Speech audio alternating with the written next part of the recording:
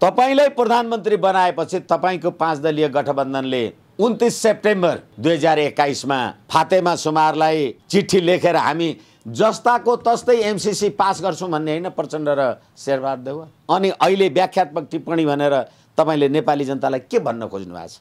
यसै कारणले पूर्ण रूपले डोनाल्ड लूले भने चाहिँ अब हामी असंलग्न होइन कि एमसीसी लाई नमानेको भए चिनिया ध्रुवमा पुगेको ठहरिन्थ्यो। डोनाल्ड लूले भनेको मानेर एमसीसी मानिदिएपछि त चिनिया अवधारणाबाट हामी पृथक, हामी त अमेरिकी शक्तिकै पछाडी छौं, समर्थन गर्छौं भन्ने कुराको सन्देश होइन। यो देशलाई पश्चिमा शक्ति राष्ट्रको नियन्त्रणमा पुर्याउनु। यो सन्धि सम्झौता तपाईहरु जस्ताको तस्तै मान्नुहुन्न भने अमेरिका नेपाल नीति परिवर्तन गर्छ र चीनको पोल्टामा अथवा चीनको प्रभाव हो भन्ने कुरा हामी बुझ्छौं भनेर अमेरिकीहरुले भनेपछि तपाईले जस्ताको तस्तै एमसीसी पास गर्दा डोनाल्ड लूले भने जस्तो म चीनसँगको पनि होइन, अमेरिकाको नेपाल नीति पनि परिवर्तन नगर र यो एमसीसी जस्ताको तस्तै हामी पास गर्छौं, संशोधन पनि गर्दैनौं भन्नु भएन। अब तपाईले नेपालको सुशासन कहाँबाट गर्नुपर्ने भयो? अमेरिका मार्फत नेपालको सुशासन तपाईले खोज्नुभयो। नेपालको सम्प्रभुता अमेरिकाको नियन्त्रणमा परेको देखियो नि भनेर लेख्नु भएको छ भनेपछि नेपालको कानून र संविधान भन्दा माथि रहेको त्यो कुरालाई तपाईले संशोधन गर्नुभयो कि व्याख्यात्मक टिप्पणीद्वारा अरु प्रभु भनेर तपाई चाहिँ अमेरिकी शक्तिको पृष्ठपोषक हुनु? के गोरखपुरमा विद्युत प्रसारण लाइन, नेपालको विद्युत प्रसारण लाइन पुर्याउँदाखेरि भारतसँगको सहकार्य अथवा सम्झौता, सहमति, स्वीकृति, साबिती के हुने के हुन्छ? के नाटक गर्दै हुनुहुन्छ? कसलाई सुनाउँदै हुनुहुन्छ यो व्याख्यात्मक टिप्पणी भनेर? यो सम्प्रभुतासँग सन्निहित प्रश्न हो। यो वास्तवमा सुगौली सन्धि, सन् 50 को नेपाल भारत मैत्री सन्धि, 2052 को महाकाली सन्धि भन्दा पनि खतरनाक विषय हो भनेर संयुक्त राष्ट्रिय जनआन्दोलन मोर्चा समेतको संलग्नतामा यो अहिलेको राज्य प्रणालीले गरेको यो गतिविधिको विरुद्धमा हामी सडकमा यसको प्रतिकारमा। वरिष्ठ अधिवक्ता विष्णु भट्टराईजी नमस्कार। हजुर नमस्ते। अब पछिल्लो समय नेपालको आन्तरिक राजनीतिमा देखेका उतार चढावदेखि लिएर मूल्य वृद्धि आकाश छोइसक्यो, एमसीसी पारित भइसके पनि विरोध अझै कायम भइरहेको छ। यी सबलाई हेर्दाखेरि तपाई के व्याख्या र विश्लेषण गर्नुहुन्छ यो परिस्थितिलाई हेरेर? धन्यवाद। पहिलो कुरा त वर्तमान राज्य प्रणाली, यो राज्य व्यवस्था, अहिलेको सरकार, अहिलेको न्यायपालिका कसप्रति उत्तरदायी छ भन्ने कुरै बुझ्न छोडियो। किनभने हामीले असंलग्न परराष्ट्र नीति अवलम्बन गरेका छौं, गरी आएका छौं, भनेका छौं। एमसीसी पास गर्ने, एमसीसी प्रस्तुत गरिने प्रतिनिधि सभाको 2078 फागुन 15 गते जहिले पनि राति नै यो सब काम कारबाही गर्नुहुन्छ। त्यो बैठकमा एमसीसी वास्तवमा असंलग्न परराष्ट्र नीतिको सिद्धान्त प्रतिकूल छ भनेर नेपाललाई संसारका 116 वटा राष्ट्रले शान्ति क्षेत्रको रूपमा मानेको मुलुक अहिले एमसीसी व्याख्यात्मक घोषणाको आधारबाट एमसीसी हिन्द प्रशान्त क्षेत्रको सैन्य रणनीति अन्तर्गत हो भनेर भन्ने नेपालका साम्यवादी राजनीतिक शक्तिहरू वास्तवमा एउटा व्याख्यात्मक घोषणाको आवरणमा 12 बुँदे एमसीसी पास गर्न सहमत भए। एमसीसी पास गर्नलाई सहमत हुँदा एमसीसी को विरुद्धमा बोल्ने राष्ट्रिय प्रजातन्त्र पार्टीका जम्मा 1 जना संसद सदस्य तिनीहरूले समेत एमसीसी को विरुद्धमा मतदान गरेनन् र प्रतिनिधि सभालाई छोडेर हिँडे। यसले 3-4 वटा कुरा म तपाईलाई निवेदन गर्ने अनुमति चाहन्छु। अहिले महँगीको बारेमा जे प्रारम्भमा सम्बोधन गरियो, जिज्ञासा गरियो, राखियो, अहिले रुस, युक्रेन, अमेरिका अथवा पश्चिमी शक्ति राष्ट्र र अहिले युक्रेन माथिको रुसको दबदबाको कुराहरूसँग महँगीका विषयहरू जोडिएका छन्। तिनीहरूको बारेमा पनि कुरा हुन्छ। तर एमसीसी परियोजना पास गर्ने कुराको लागि 12 बुँदे व्याख्यात्मक टिप्पणी भनेर जसरी 2062-63 को आन्दोलनमा 12 बुँदे समझदारीकै आधारमा देश अहिले यो अत्यन्त प्रतिकूल अवस्थामा पुगेको छ। हिजै मात्रै पनि यो देशका प्रधानमन्त्रीले किन यति चिन्ता गरेको नि मलाई त लाग्दैन थियो। उनीहरू त अमेरिकी शक्तिलाई रिझाउन पाए पुग्नेहरू देशको अर्थतन्त्र रेमिटेन्स लगायतका गतिविधिहरू अत्यन्त ऋणात्मक अवस्थामा पुगे भन्ने कुराको चासो अभिव्यक्त गरेको पाइयो थिएन। एक थरी साम्यवादी राजनीतिक शक्तिहरू खास गरेर नेत्रविक्रम चन्द नेतृत्वको विप्लव माओवादी हामीहरू समेत संलग्न रहेको संयुक्त राष्ट्रिय जनआन्दोलन मोर्चा, सीपी मैनालीले नेतृत्व गर्नुभएको उहाँको नेपाल कम्युनिस्ट पार्टी माले लगायतका राजनीतिक दलहरू हामीहरू अहिले पनि राजनीतिक दल मोर्चा संगठन हामीहरू अहिले पनि मिलेनियम च्यालेन्ज कम्प्याक्टको विरुद्धमा नेपाली जनतालाई सुसूचित गर्ने यो राष्ट्रहितको विरुद्धमा छ भन्ने कुराको बारेमा निरन्तर आफ्ना कार्यक्रमहरूलाई अगाडि बढाइराखेका छौँ। यही परिदृश्यमा अहिले 12 बुँदे व्याख्यात्मक टिप्पणी भनेर नेपाली जनतालाई ढाँट्ने र छल्ने जे काम गरिएको छ, वास्तवमा यो 12 बुँदे व्याख्यात्मक टिप्पणी अमेरिकाले मानेको त छैन।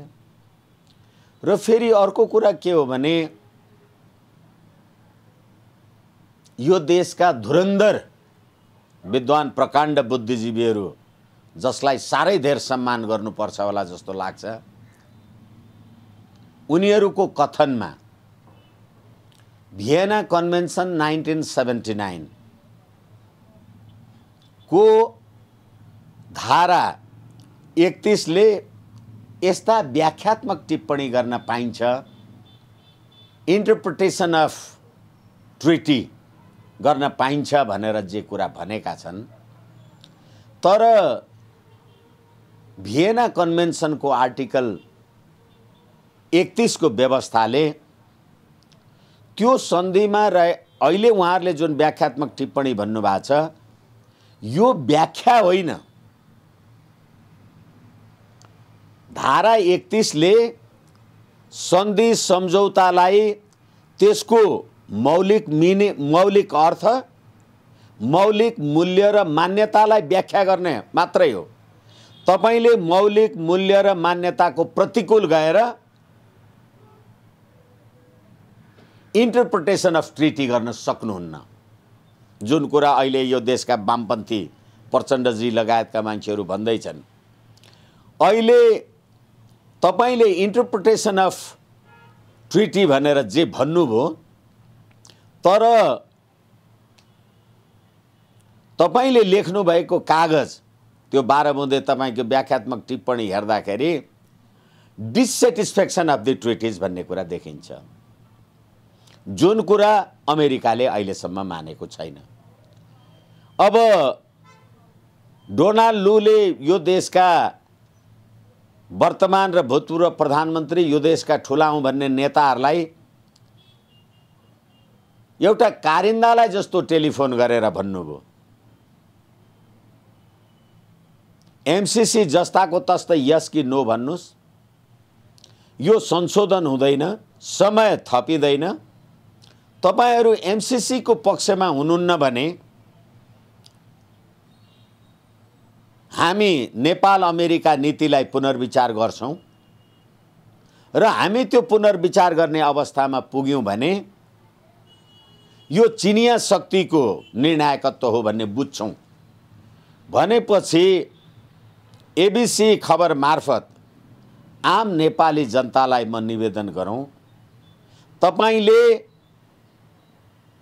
अमेरिकी रक्षा सहायक मन्त्री डोनाल्ड लूले फागुन 26 गते माघ 26 गते भन्नुभएको कुरालाई जस्ताको तस्तै मानेर यो देशलाई पश्चिमा शक्ति राष्ट्रको नियन्त्रणमा पुर्याउनु हो। त्यसो भए अहिले हामी जोखिममा छौं भन्दै हुनुहुन्छ तपाई? अब फेरि यो एमसीसी को प्रकरण धारा 1 यसको लक्ष्य र उद्देश्यमा पहिल्यै के भनिएको छ भने नेपालको सुशासन, आर्थिक हित, समृद्धि। अब तपाईले नेपालको सुशासन कहाँबाट गर्नुपर्ने भयो? अमेरिका मार्फत नेपालको सुशासन तपाईले खोज्नुभयो। अब कसरी भन्ने कुराको बारेमा यही सम्झौताको दफा 2 को साथ अमेरिकाको वर्तमान कानुन र भविष्यको नीति, भविष्यमा बन्ने नीति उल्लङ्घन गर्न पाइने छैन भनेर लेखेको एमसीसीलाई तपाईले जस्ताको तस्तै पास गरेपछि र यो देशको तत्कालीन यही सरकारको कानुन मन्त्रीले 77 भदौ 19 गते एमसीसी मुख्यालयलाई पत्र लेखेर, प्रश्न लेखेर, त्यसको प्रश्न नम्बर 11 मा अमेरिकाको वर्तमान कानुन र भविष्यमा बन्ने नीतिको उल्लङ्घन गर्न पाइँदैन भन्ने व्यवस्थाले गर्दा त नेपालको सम्प्रभुता अमेरिकाको नियन्त्रणमा परेको देखियो नि भनेर लेख्नु भएको छ। अहिले तपाईले एमसीसी को दफा 2 को उपदफा 7 संशोधन गर्नुभयो। किनभने डोनाल्डोले त भन्नुभएको छ जस्ता तस्तै पारित गर, संशोधन हुँदैन, समय थपिँदैन, चीनको पोल्टामा परेको हेर्छौँ, अमेरिकी नीति परिवर्तन गर्छौँ भने तपाईले त्यो सक्नुभयो। अर्को लज्जास्पद कुरा,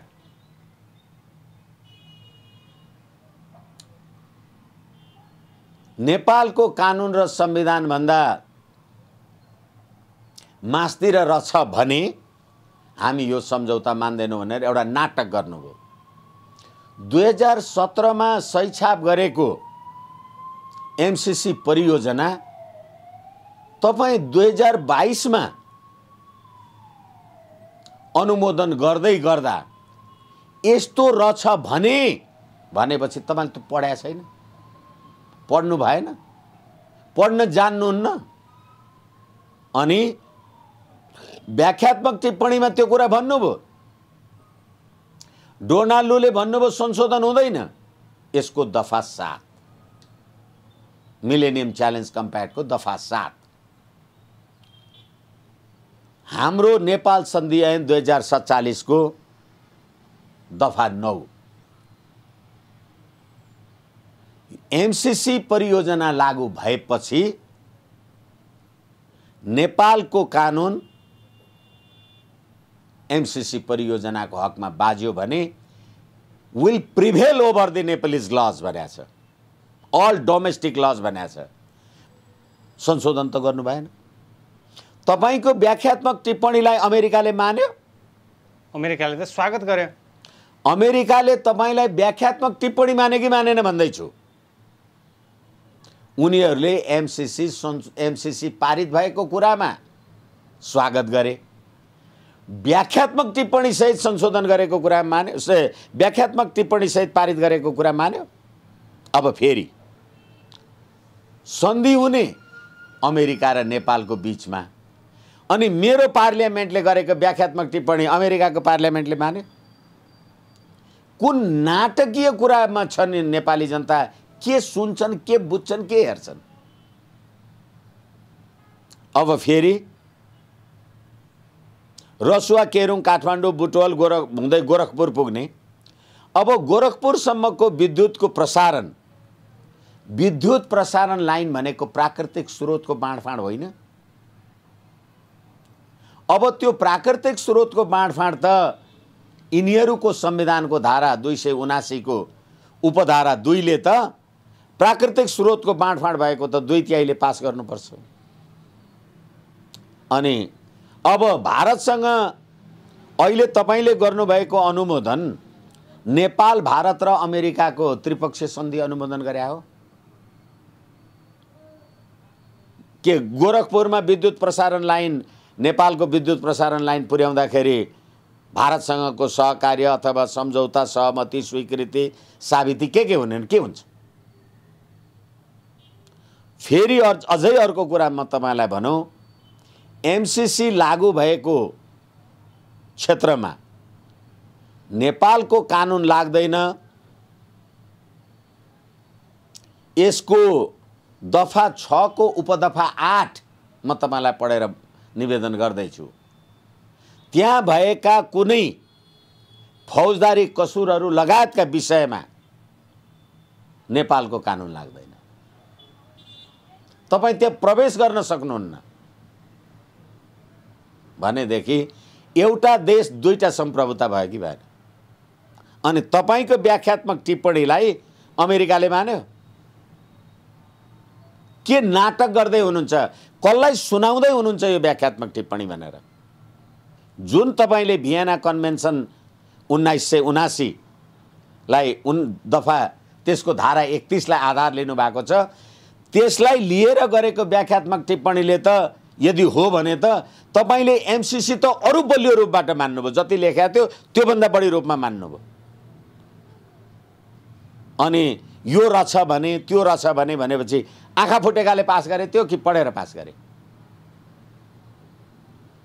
यसकारणले गर्दाखेरि हामी पूर्ण रूपले अमेरिकी शक्ति केन्द्रको, पश्चिमा शक्ति केन्द्रको छायामा प्रस्तुत भएको कुरा यसरी देख्न सकिन्छ। यसकारणले गर्दाखेरि अहिले जुन युक्रेन रुस द्वन्द्वमा जे कुरा भइराखेको छ, जे परिराखेको छ, होला रुसले युक्रेनमाथि आक्रमण गर्ने, साना राष्ट्रहरूको सम्प्रभुता, स्वतन्त्रता, स्वाधीनतालाई अतिक्रमण गर्ने कुरा निन्दनीय नै हो। तर अहिले भारत र चीन जस्ता एसियाका शक्ति राष्ट्रहरू यस बारेमा केही बोलिराखेका छैनन्। नेपालकै परराष्ट्र मन्त्री अथवा नेपाल सरकारले यो कुरामा पटक पटक कहिलेदेखि बोल्यो? जब तपाईले एमसीसी पास गर्नुभयो। एमसीसी कहिलेदेखि पास गर्न लाग्नुभयो? जब शेरबहादुर देउवाजी नेपाली कांग्रेसको महाधिवेशनबाट अत्यधिक बहुमतले निर्वाचित हुनुभयो। कहिलेदेखि लाग्नुभयो? जब 2078 असार 28 गते परमादेशको सरकारले तपाईलाई प्रधानमन्त्री बनायो। यसैले गर्दाखेरि यसले नेपालको स्वाधीनता, सम्प्रभुतामाथि मैले भर्खरै निवेदन गरेँ, एक देश दुई सम्प्रभुता प्रष्टसँग एमसीसी पारित गरेर गर्नुभयो र पुस 27 गते पृथ्वी नारायण अथवा हाम्रो राष्ट्रिय एकता दिवस सरकारले माने पनि नमाने पनि एक थरी नेपाली जनता, नगरपालिका, गाउँपालिकाहरूले पुस 27 गतेलाई राष्ट्रिय एकता दिवस मनाएर बिदा गरे। यो एमसीसी को पृष्ठपोषक सरकार, यो राज्य प्रणालीले आफ्नो राष्ट्रिय एकता दिवस मनाएन। तर क्रिसमस डे मनाउने, हाम्रो राष्ट्रिय स्वाधीनता अमेरिकाको नियन्त्रणमा परेको देखेँ भनेर चिठी लेख्ने, 6 महिनादेखि प्रतिनिधि सभा अवरुद्ध गर्ने नेकपा एमाले, अरु दिन नेकपा एमालेले प्रतिनिधि सभा अवरुद्ध गर्दाखेरि 7 मिनेट नचल्ने, अनि फागुन 15 गते एमसीसी टेबल गर्दा चाहिँ 5 घण्टा 6 घण्टा पार्लियामेन्ट चल्ने र एमालेको अवरोधको केही अर्थ नहुने भनेपछि के रछ? बुझिएन यो डिजाइन। यसै कारणले गर्दा हामीले नेपाली जनताको क्रियाशील सहभागितामा अथवा नेपाली जनताको क्रियाशील सहभागिता हुनुपर्छ। यो राष्ट्रियताको प्रश्न हो, यो सम्प्रभुतासँग सन्निहित प्रश्न हो। यो वास्तवमा सुगौली सन्धि, सन् 50 को नेपाल भारत मैत्री सन्धि, 2052 को महाकाली सन्धि भन्दा पनि खतरनाक विषय हो भनेर संयुक्त राष्ट्रिय जनआन्दोलन मोर्चा समेतको संलग्नतामा यो अहिलेको राज्य प्रणालीले गरेको यो गतिविधिको विरुद्धमा हामी सडकमा यसको प्रतिकारमा छौं।